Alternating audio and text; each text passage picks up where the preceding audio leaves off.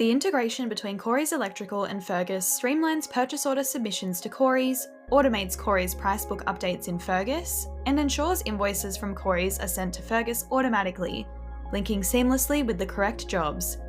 This integration helps tradies efficiently manage their business, reduces friction, and puts an end to double handling. Let's walk through how to get it set up. All you need to do to begin is be logged into your Corys account as well as Fergus.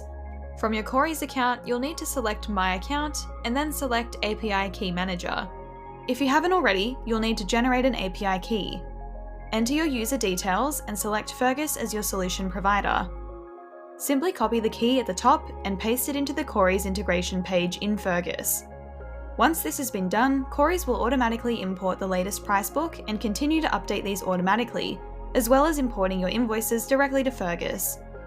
You'll also be able to send your purchase orders directly to Corys by hitting the Send to Merchant button. When you place an order from Fergus and use the unique job number as a reference, Fergus will automatically match the supplier document imported from Corys to that job, so you can just assign the document. And that's all there is to it. This is designed to be a smooth transition from ordering to reconciling, saving you time and eliminating double handling.